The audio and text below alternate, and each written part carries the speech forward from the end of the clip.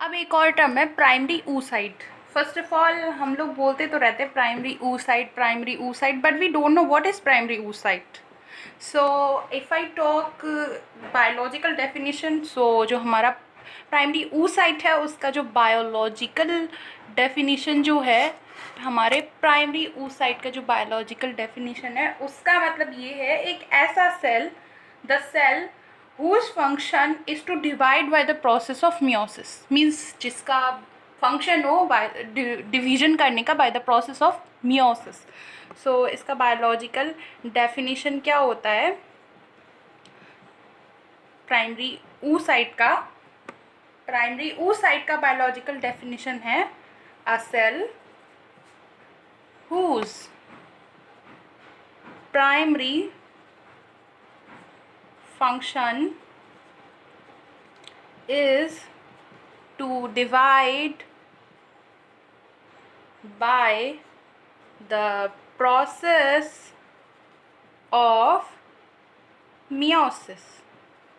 Okay, so this is known as the primary oocyte. So अब जो हमारा primary oocyte है, मीन्स सबसे पहले क्या हुआ, सबसे पहले हमारा प्राइमरी फॉलिकल था, जो कि प्राइमरी फॉलिकल हमारा किस में डेवलप हो गया, हमारे oogonia में। अब oogonia हमारा किस में डेवलप हुआ, प्राइमरी oocyte में। तो अब जो प्राइमरी oocyte है वो प्रोफेज 1 में, मतलब जो मियोसिस प्रोसेस है उसके भी स्टेजेस होते हैं।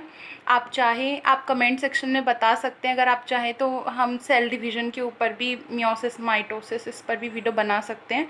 सो जो हमारा मियोसिस है उसका एक स्टेज होता है जिसको हम प्रोफेज कहते हैं, प्रोफेज 1। उसमें आकर के ये हाल्ट हो जाता है, अरेस्ट हो जाता है। ओके, यानी वहाँ पर रुक जाता है। ठीक है, जब उसका प्रॉपर डिवीजन होता है तो उस समय वो रुक जाता है। उसके बाद वो दोबारा से कंटिन्यू होता है और प्यूबर्टी में आने के बाद डेवलप होता है।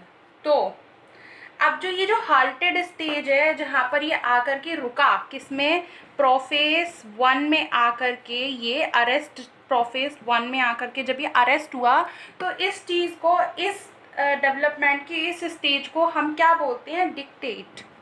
ओके, डिक्टेट स्टेज पर आकर के ये रुक जाता है।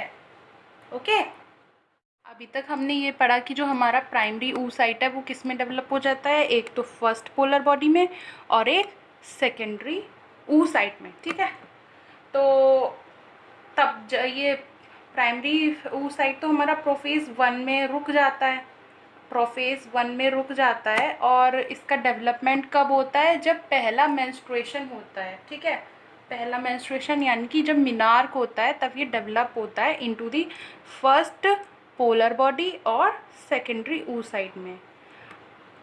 सेकेंडरी oocyte हमारा मेटाफेज 1 में आकर के अरेस्ट हो जाता है। ठीक है, तो ये हमारा हमेशा डिसइंटीग्रेट हो जाता है। मेटाफेज 1 में रुकने के बाद ये हमेशा डिसइंटीग्रेट होता रहता है मेंस्ट्रुएशन के फॉर्म में, जब तक उसका आगे डेवलपमेंट नहीं होता। आगे डेवलपमेंट उसका एक सेकेंड पोलर बॉडी के फॉर्म में होता है और एक ओवम के फॉर्म में होता है। अब ओवम का फॉर्मेशन तभी होगा जब मियोसिस सेकेंड होगा। अब मियोसिस सेकेंड जब आगे कंटिन्यू होगा, अब जो मियोसिस सेकेंड का मेटाफेज 1 है उसमें तो हमारा सेकेंडरी oocyte आ करके रुक गया है। ठीक है, अब उसको कंटिन्यू करने के लिए एक स्पर्म का होना ज़रूरी है। स्पर्म की वजह से क्या होता है कि हमारा जो ओवम बना है, सॉरी जो ऊटेड बना है, ठीक है, वो हमारा ट्रिगर्ड होता है। स्पर्म क्या करता है, उसे ट्रिगर करता है, और जब वो स्पर्म आकर के ट्रिगर करता है उसके बाद ही उसका डेवलपमेंट होता है और वो हमारा ओवम बनता है। ठीक है, अब अगर आकर के इधर स्पर्म ट्रिगर कर जाएगा तब वो डेवलप हो जाएगा किसमें, ओवम में। ओके, सबसे पहले हम कुछ इंपॉर्टेंट टर्म्स की बात कर लेते हैं। तो उसमें हमारी सबसे पहली टर्म है फॉलिक्यूलोजेनेसिस। तो फॉलिक्यूलोजेनेसिस, जैसा कि नाम से ही पता चल रहा है, फॉलिकल्स का जेनेसिस होना यानी कि फॉर्मेशन होना, यानी कि इसमें क्या हो रहा होगा, द फॉर्मेशन ऑफ फॉलिकल्स, ठीक है। मेंस्ट्रुएशन के बाद फॉलिकल्स का फॉर्मेशन होता है। So the formation of follicles, ठीक है, इज नोन एज फॉलिकुलोजेनेसिस। शुरू में एक बात बोली थी कि फर्स्ट पोलर बॉडी और सेकंड पोलर बॉडी ये दो चीज़ें हैं, ये क्यों बनते हैं, इनका क्या नीड है। सबसे पहले हमें ये पता होना चाहिए कि जब मियोसिस हुआ तो मियोसिस के बाद क्या हुआ कि मियोसिस के बाद हमारा ऊटेड फॉर्म हुआ, ठीक है, हमारा ऊटेड जो है वो बना, ठीक है।